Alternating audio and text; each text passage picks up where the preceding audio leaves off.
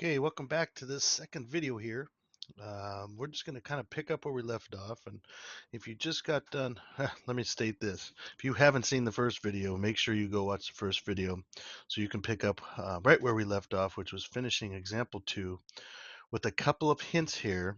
Remember, when you're trying to verify identities, you're either going to take the left side and try to make it look like the right side, see if you can get there, or vice versa. You take the right side and play with that one too to make it look like the left, but you cannot use one side against the other and start solving it like an equation.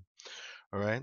And the other hint that I was trying to employ or kind of give out in that last video was once you have any formula, what usually works for me, at least to start to get familiar with, gain some confidence in proving these things or verifying, is to switch everything into sine and cosine if you can. So the last video I asked you, I said go ahead and try example 3, example 4. If you have not done it yet, try to get, and the best ways to do it is to kind of struggle on your own and see if what you can come up with using those hints that I just gave you. Work on one side. So in example 3, I would suggest for part A there, you work on the left side. And again, let's change everything to sine and cosine that you can. So pause the video, and when you come back, I'll show you how to do it. Okay, now if you gave that one a shot, it's funny. I kind of imagine you guys, if you're listening, not doing any of it, just watching me kind of pause for no reason. But let's go ahead and take the left side. We're going to want to try to make sure that when we're done, it looks like sine theta, the right side. All right, so that's what I want to prove, that tangent theta times cosine theta equals sine theta. All right, so what do you know? We have tangent and cosine. And the first hint I was trying to get you was always change the sine and cosine if you can. Because those are really the powerhouse two drivers of all this trig. And tangent, by definition, is sine theta over cosine theta, isn't it? There's tangent. And cosine, we'll just leave hanging out front there. Now you might be able to see it already, but look what happened. All because I just changed it to sine and cosine. Now you can get rid of a cosine, which pretty much means you're done. This is sine theta, and you put this little square box, or again, the three little dots saying, therefore, I'm done with my proof. That's that easy. So do not stress a lot of times not being able to see it. You just got to try something. And here's the other thing. There are a zillion different ways to do all of this stuff. So one way to verify something is not the only way. So your buddy, your partner, friend might be trying to do something and do it exactly a different way. Right? So be open to that idea occurring in the first place. Now, back to this all-star formula, and I should get myself some more space here before I go further. Remember that as I switch over to my pen, sine squared theta plus cosine squared theta equals 1. I'm going to write this a couple times.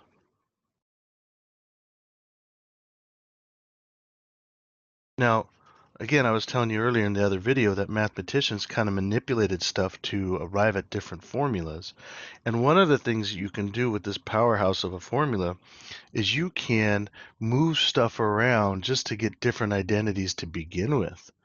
For instance, if I took cosine squared theta and took away minus cosine squared theta on both sides, you'd end up with sine squared theta equals 1 minus cosine squared theta.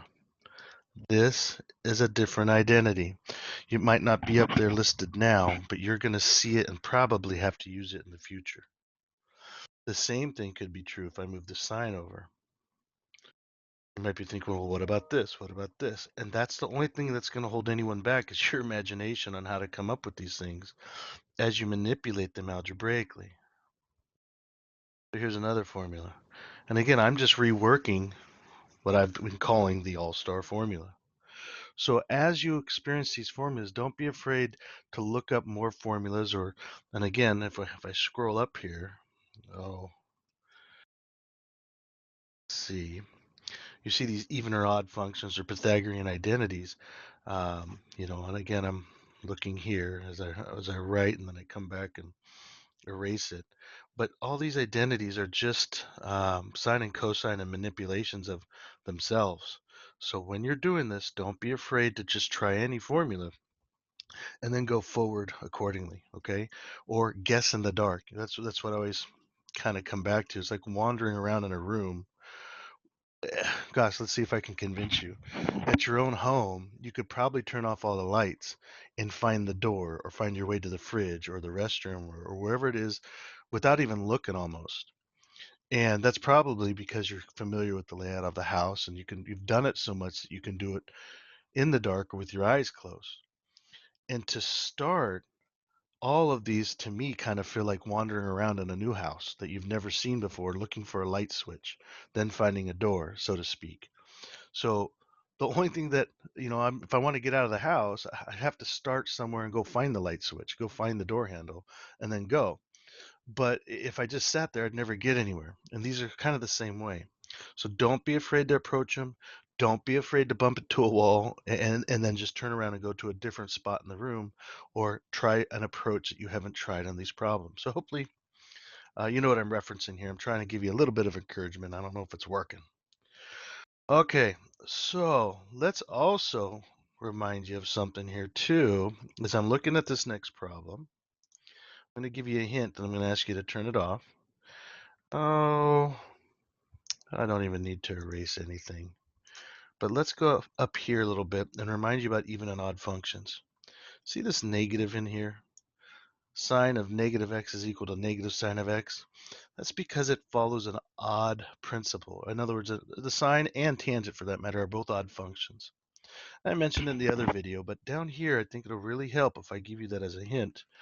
And I'm looking at this part for b, where it says verify that this left side here equals cosine squared of x. Now, if that's the question on the table, I'm going to remind you that the sine of minus x here, because it's odd,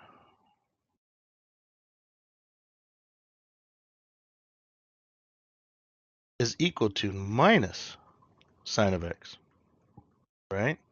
So use that hint, pause the video.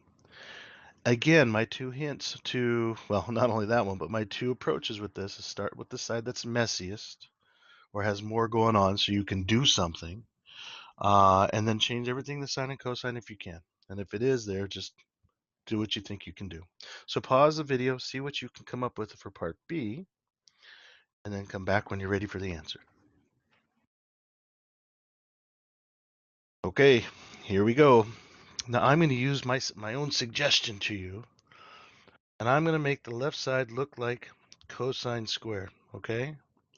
Now before I go any further, as I partition all this off, 1 plus sine x, this is just a FOIL problem. Check this out.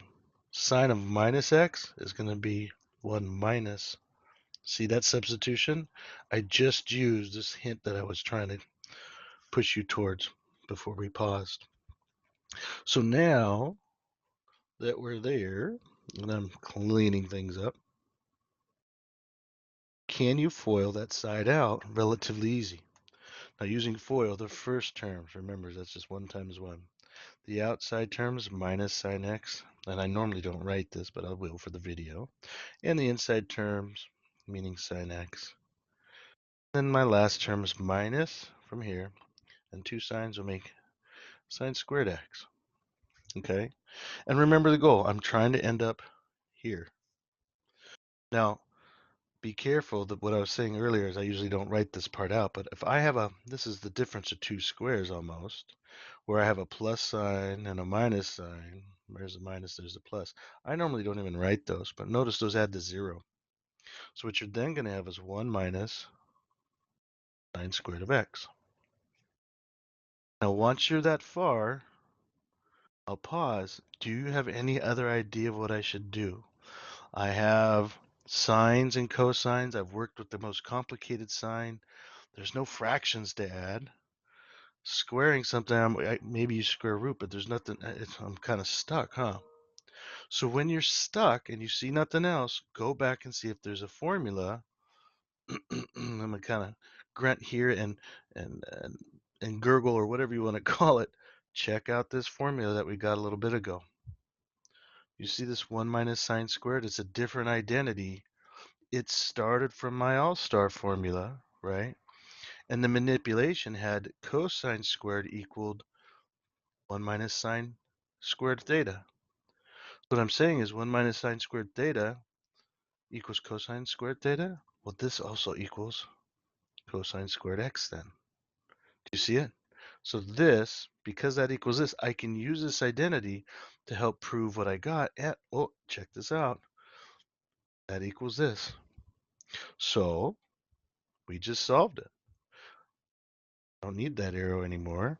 All you need to do, and again, you choose your poison, square it up, box it up, or 3 little dots. Therefore, you're done. So again, in all these 3 examples that we're messing around with, notice they're different forms and asking you to do different things. In example 2, we added fractions once we got to sine and cosine.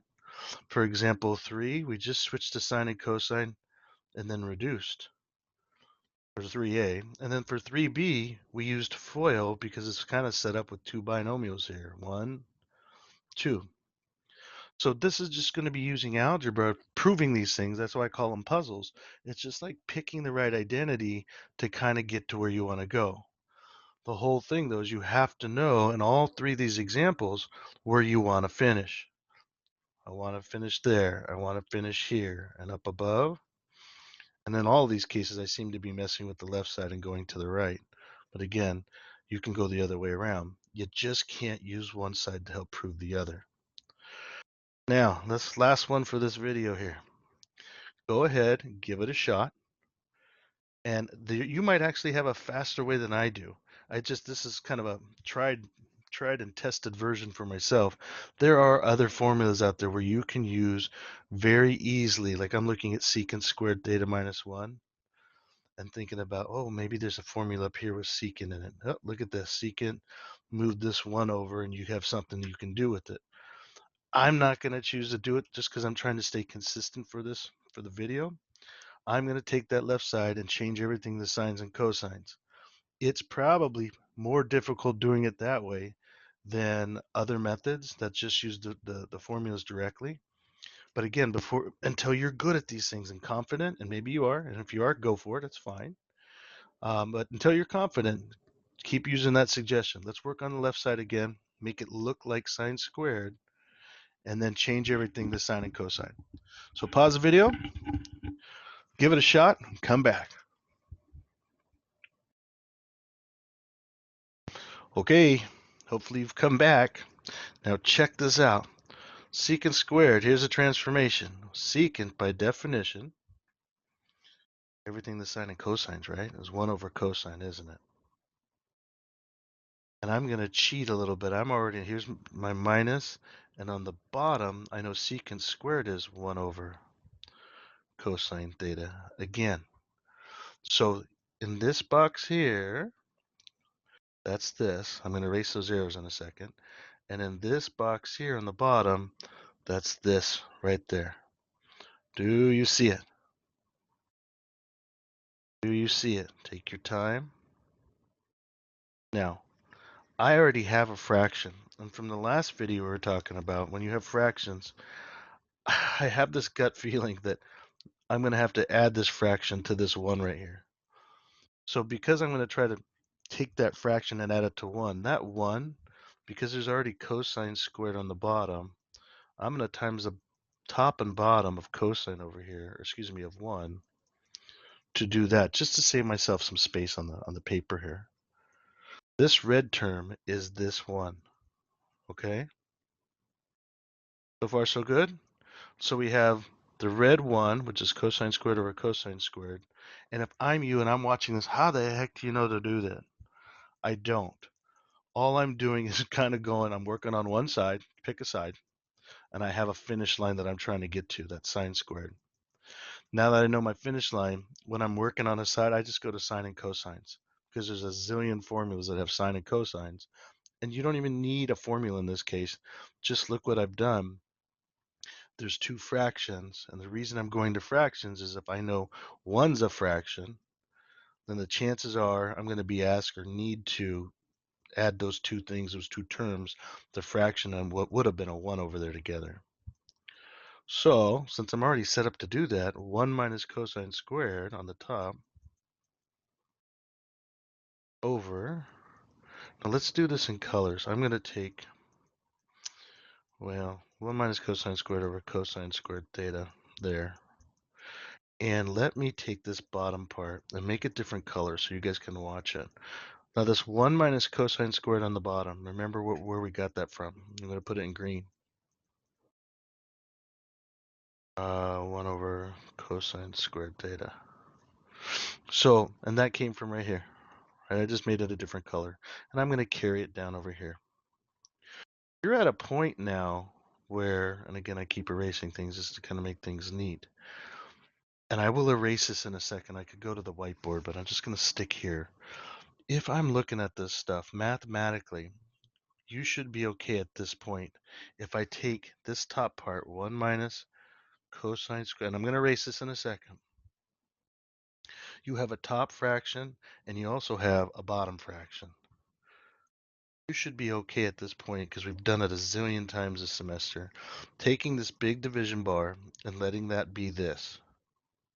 Divide, so in other words, the top fraction divided by the bottom fraction. And what happens is, once that turns to a multiplicative operator, that flips, you have 1 minus cosine squared theta all over cosine squared theta. Make sure that one stays up top there. And what ends up happening is this goes with this.